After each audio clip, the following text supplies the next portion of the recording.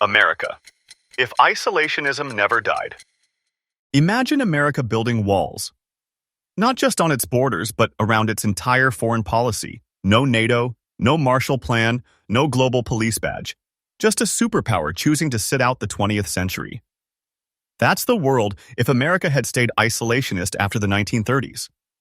Before World War II, this wasn't a fringe idea. The Neutrality Acts of the mid-1930s legally banned the U.S. from sending weapons to countries at war. Immigration was cut to historic lows. Politicians repeated a simple line: Europe's wars aren't our problem. While Hitler invaded Poland and Japan marched through China, America focused on highways, jazz, and baseball. Now imagine that mindset surviving Pearl Harbor. The U.S. doesn't declare war. It ramps up defenses at home but refuses to cross the Atlantic. Without American factories flooding the Allies with tanks and planes, Britain gets squeezed. The Soviet Union bleeds without U.S. Lend-Lease trucks and fuel. By the mid-1940s, Nazi Germany dominates Western Europe while Japan holds most of the Pacific. America watches, heavily armed but detached. Economically, it could have worked. For a while. In the 1930s, America had 130 million people, massive farmland, oil reserves, and an already booming industrial base. It could have become a self-contained economic giant, trading only selectively. But without American leadership, global power shifts. The German Reichsmark or Soviet ruble might have replaced the US dollar as the world's backbone currency. Europe rebuilds under authoritarian influence, not American aid. A key flashpoint could have come in the late 1940s. A victorious Soviet Union pushes deep into Western Europe. Refugees flee westward, begging the U.S. to intervene. Congress debates endlessly but stays loyal to no foreign wars. Nuclear weapons still develop, but without a Cold War, the arms race slows. Two super empires, Nazi Germany and the USSR, divide the world while America stands behind its oceans, armed but isolated. Fast forward to today.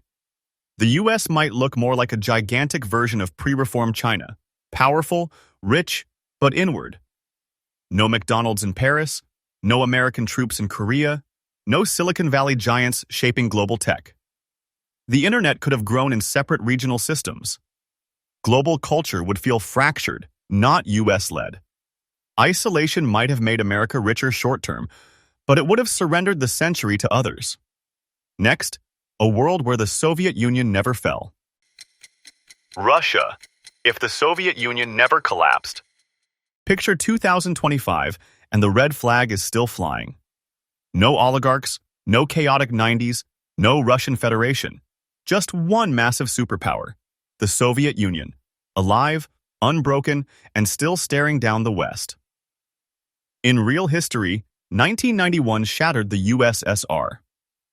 Economic stagnation, nationalist movements, and Gorbachev's reforms cracked the system open. But what if the collapse never happened? Imagine Gorbachev choosing force over reform, crushing Baltic independence early, tightening media control, and keeping the Communist Party locked in. The USSR still had 290 million people, the world's largest landmass, nuclear weapons, and vast oil and gas reserves. It wasn't weak, just mismanaged. In this alternate timeline, the Soviet Union doesn't dissolve. It shifts strategy. Like China in the late 20th century, Moscow allows limited market experiments, controlled foreign investment zones, joint ventures under KGB watch, maybe even cautious tech cooperation. Meanwhile, nationalist protests in places like Lithuania and Georgia get crushed quickly, avoiding the chain reaction that led to independence movements spreading. The 1990s play out very differently. Instead of U.S. influence expanding into Eastern Europe, the Warsaw Pact remains intact. NATO doesn't move east. Countries like Poland and Hungary stay inside the Soviet orbit through economic deals and military pressure. The Berlin Wall still falls, but Western integration stalls. Europe becomes a neutral buffer between two superpowers, not a U.S.-led alliance. Key flashpoints shift. The U.S. faces a stable, authoritarian rival with huge energy power. The USSR keeps a strong grip on Central Asia, blocking American bases after 9/11. Global oil and gas markets are heavily influenced by Soviet state companies, and because the brain drain of the 1990s never happens, Soviet science stays competitive, especially in aerospace, nuclear tech, and military engineering. By 2025, this surviving USSR looks a lot like a colder, heavier version of modern China. High-tech, heavily surveilled, politically rigid, but economically significant. The Cold War doesn't end. It stretches on for decades. Instead of American unipolar dominance, the world lives in a tense balance between two titans. One capitalist, one communist. The red star still shines, and the rivalry never cooled. Next, a China where the Cultural Revolution never stopped. China, if Mao's Cultural Revolution never ended. Imagine a China stuck in permanent revolution. Chaos on the streets, classrooms turned into political battlegrounds, and the economy frozen in time. No skyscrapers, no tech boom, no made in China, just endless ideological purges.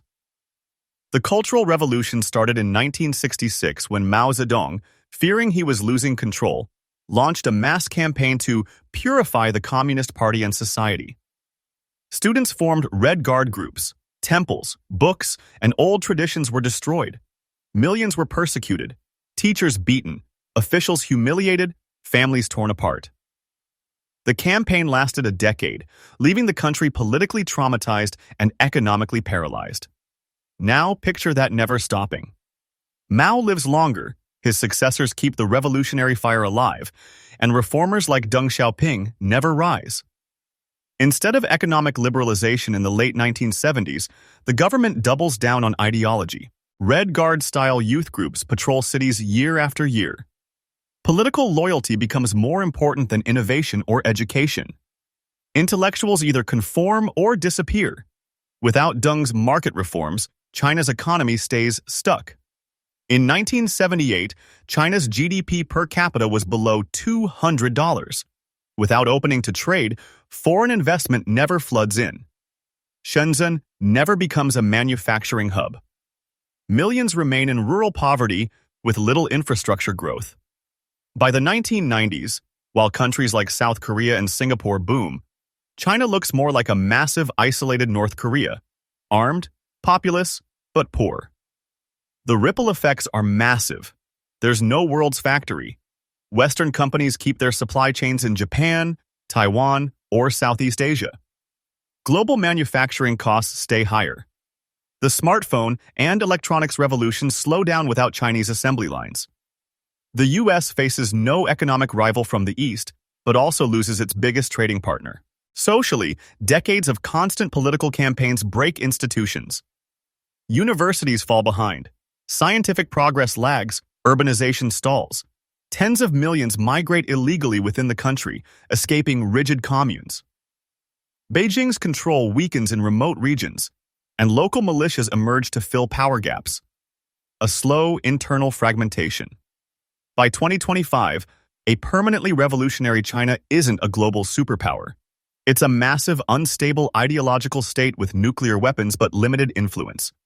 Asia's power center shifts to Japan and India, while the world develops without China's economic engine. In short, no reforms, no rise, just endless struggle sessions and lost potential. Next, a Germany where the wall never came down. Germany, if the Berlin Wall still stood. Picture modern Europe split in two. No united Germany, no EU powerhouse, just a concrete wall slicing through Berlin, soldiers on one side, neon lights on the other. That's the world if the Berlin Wall never fell.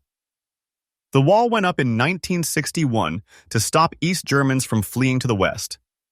It became the ultimate Cold War symbol, a 155-kilometer barrier of barbed wire, guard towers, and death strips. But in 1989, it cracked. Protests swelled, Soviet support faded, and within weeks, the border opened. Reunification followed fast, turning Germany into the economic engine of Europe. Now imagine the opposite. The East German regime survives the late 80s. Maybe the USSR doesn't weaken, or East Berlin cracks down harder on protests. The wall stays, backed by a still powerful Soviet bloc. West Germany remains capitalist and democratic. East Germany stays under Stasi surveillance and planned economy. Berlin remains a divided city, tense and heavily guarded. Economically, Europe changes overnight. West Germany remains wealthy but isolated in Western Europe. East Germany stagnates. By the 1980s, its economy was already lagging far behind. Without reunification, the European Union likely develops slower. Germany was the engine that powered EU expansion and integration. Without a unified Germany, the Eurozone might never form, or if it does, it's weaker. Politically, the continent stays locked in Cold War dynamics. NATO forces remain stationed permanently in West Germany, facing off against Warsaw Pact troops just across the border. Berlin remains a flashpoint for espionage, standoffs, and propaganda wars. Like a permanent checkpoint Charlie. Key flashpoints could flare in the 1990s. While the USSR modernizes like China, East Germany becomes a militarized buffer state, with advanced surveillance but crumbling infrastructure. Protests keep rising but are met with violent crackdowns. West Berlin remains a strange capitalist island, thriving but fenced in. By 2025, Europe looks very different. There's no Berlin startup boom, no reunified political weight, no German-led EU. Instead, Europe's economic leadership shifts toward France and the UK. Eastern Europe remains behind the Iron Curtain. Tensions between NATO and the Soviet bloc simmer but never fully explode. The wall still casts its shadow, splitting a continent and rewriting Europe's future. Next, a Pakistan where military rule never left. Pakistan, if the military dictatorships had stayed. Imagine a Pakistan where generals never step aside. No shaky civilian governments, no back-and-forth power struggles. Just continuous, iron-fisted military rule shaping the country's destiny. Pakistan's history is full of military takeovers. In 1958, General Ayub Khan staged the first coup. Later came Yahya Khan, then Zia-ul-Haq in 1977, and Pervez Musharraf in 1999. Each time, generals promised stability, suspended the constitution, and ruled directly or from the shadows. But eventually, power always slipped back to civilians. Often messy, often corrupt, but still civilian. Now imagine if that cycle broke. Suppose after Musharraf, the army never handed power back. Instead, it doubled down, dissolving parties permanently, embedding military officers in every level of governance, and running the state like a disciplined barracks. Civilian politics becomes symbolic at best. Elections are controlled, and dissent is silenced through intelligence agencies.